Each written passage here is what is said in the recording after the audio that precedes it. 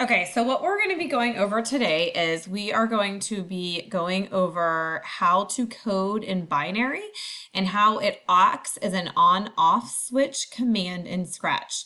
So today I'm going to go through your information on binary in Scratch, how it works in Scratch. We're going to take a look at the binary birthday cake program. So your assignments for today is to make sure that you do the 3.4 binary birthday cake reading. Make sure that you do that, and then you have the binary birthday cake program that's due next class period. Now, please, in Codio, make sure you save this in Scratch, and if you would like me to grade it, you need to hit mark as complete. If you do not hit mark as complete, I will not grade it. So please make sure that you do that in Scratch.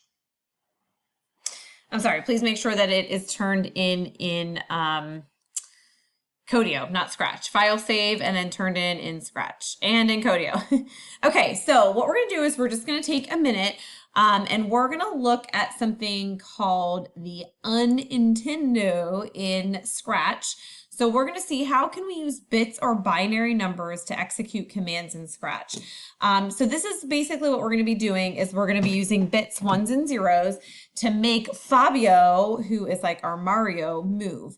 But first we're going to take a minute and watch this video that's going to explain a little bit how this is going to work.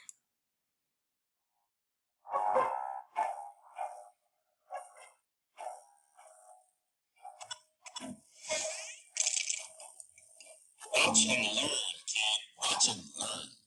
Last time I watched, you got beat down and stormed away screaming. That was last time. But still, that happened. Perfect point. Watch and learn. What? I pushed jump. See, I got this. He stopped going left. I'm not the cliff. Oh, now you jumped. I must say, I'm awesome, but I ain't learning. You want me to try? Shut up, I got this. So maybe the controls just messed up. Maybe the moves are backwards. Maybe your brain is backwards. Change the controller, bro. The controller is not the problem. Just says it means you're the problem. I'm not the problem. It's just a stupid game. Watch and learn. I can promise you this. I will learn one thing. I'm telling you, man, once we get this game debugged and controller rehacked, no fire pigs will take you away.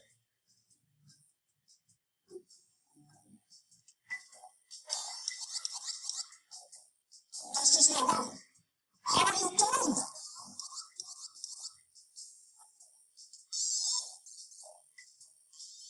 You can't let technology rule you. You gotta run technology. You lost? You're in. Your task. Design a video game controller driver that uses bits to match the physical actions of button presses to define character behaviors in a video game. Okay, so we're not actually going to do that, but we are going to use binary as an on-off switch and coding a birthday cake. So I just wanted you to have an idea of how binary numbers can be used in Scratch. All right, so our goal is how can we make Fabio, who is our sprite, to move left, right, jump up and down, or crouch in Scratch. So what we're going to do is we're going to use a combination of zeros and ones to execute commands for Fabio. Now, we've talked about this in class before, that 1 means that something is on. So basically the 1 is like an on switch, so that's saying do this command. And a 0 is like an off switch. So it's basically like saying do not execute this command. So we're going to use ones and zeros in order to say on, Fabio do this, off, Fabio do that. Okay, so let's say that our game has 6 commands.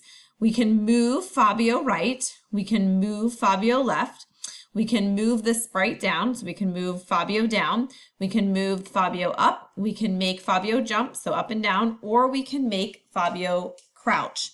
Now, if we have a bit string of 6 digits of zeros and ones that control our sprite, how can we use the zeros and ones to make Fabio do what we want him to do?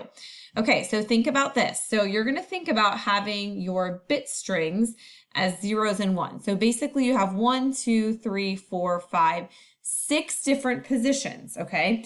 And the 6 things do 6 different things. So for example, moves right, moves left, moves Fabio down, moves Fabio up, makes Fabio jump, and makes Fabio crouch.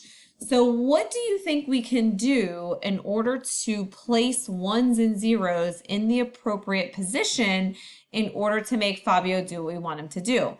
Now keep in mind that 1 means yes, execute that command. 0 means no, don't execute that command.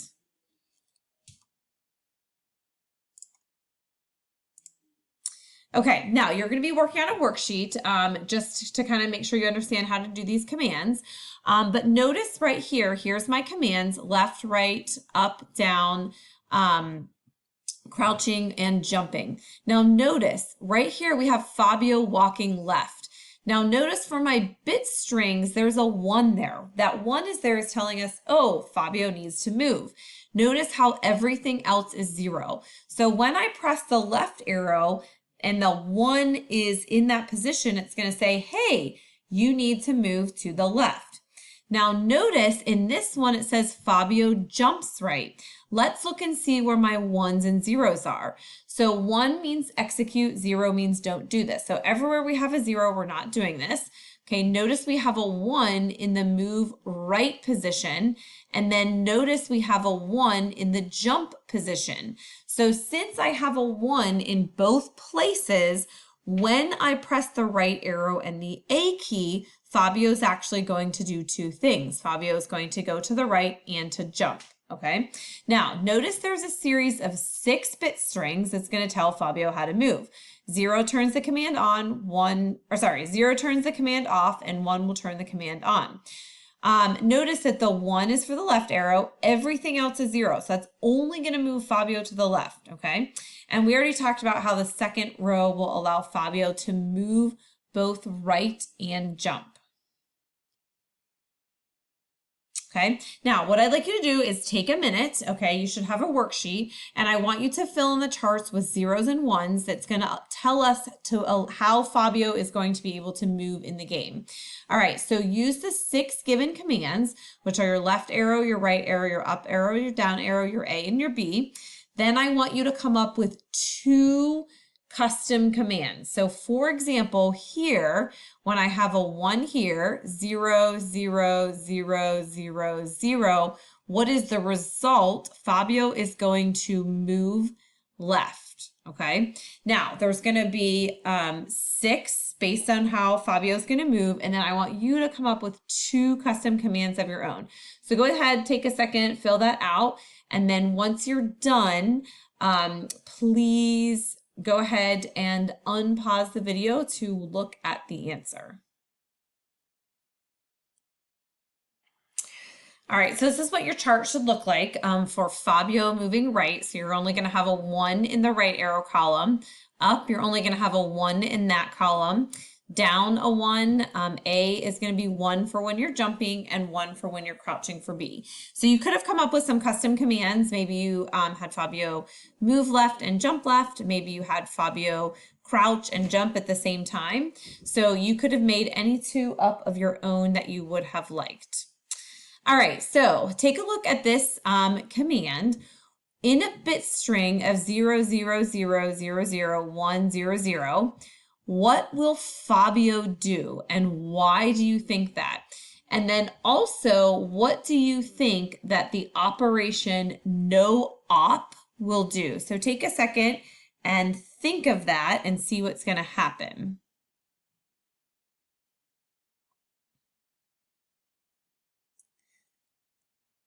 All right, so if you take a look at this, now notice it says if letter 6 of the bit string is 1. So 1, 2, 3, 4, 5, 6, that's the position 6, okay?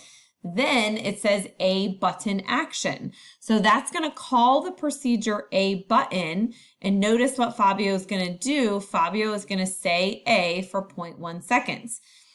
The no op button, basically what that says is no operation. So Fabio is not going to do anything in that case. All right, now the next thing we're going to do is we're going to code a birthday cake. And this might be where it gets a little bit confusing. So if you have any questions, please remember to talk to your classmates or send me an email. So we are going to code a birthday cake. Now, the only problem with our birthday cake is that it will be impossible to add more than 7 candles. So we only have 1, 2, 3, 4, 5, 6, 7. So what we're going to do is we're going to convert our decimal age to a binary age and then light the appropriate candles for the binary age. Now, think about this. We have 7 candles, so we have 1, 2, 3, 4, 5, 6, 7 positions. So 7 positions, if the 1 is on, that's going to tell us to light that candle. If there's a 0 there, it's going to say don't light that candle. Okay, so if you notice here, this is going to be a 1, this is a 0, this is a 0, this is a 1, this is a 0, this is a 1, and this is a 1. So that's the binary age of our person. Notice at the bottom, it gives us the binary age and the decimal age.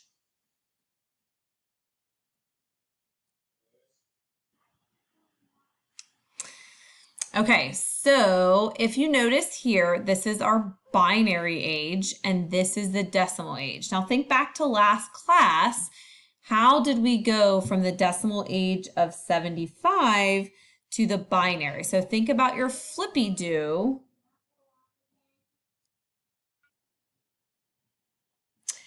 And how you would represent the decimal to the binary age. Now, can you explain why the decimal age for 75 has the first, fourth, fifth, and sixth candles all lit? Well, the reason for that is, I just went over this, is we have our decimal age, we converted it to binary. So the binary age, anywhere you have the 1s is where the candles are going to be lit. Anywhere you have the 0s is where they're not going to be lit. All right, now we are going to use binary digits to light or not light a candle. So 0 is when the candle is off and 1 is when the candle is on. So before we code this, we need to do a little bit of review, actually with some binary and some modular arithmetic. Okay, so quick review. So the modulus operator, remember, is used to return the remainder of a division problem. So if we have 10 mod 3, that answer is going to be 1 because when we do 10 divided by 3, that answer is 3 with a remainder of 1, okay? So take a minute and try 75 mod 2 and 26 mod 2. All right, so 75 mod 2 is going to be 1 because when you divide 75 divided by 2, you end up with a remainder of 1. You can always try that on your calculator. 75 divided by 2 is going to give you 37.5. Okay, so 37 times 2 is 74 with a remainder of 1. 26 mod 2 is 0. Now, how can we tell from the remainder if the number is even or odd? Remember, if the remainder is 1, we have an odd number. If the remainder is 0, we are going to have an even number. Now, the other thing we need to take a look at that we're going to use in this function, in this code, is something called the floor function. Now, the floor function is basically exactly what it sounds like.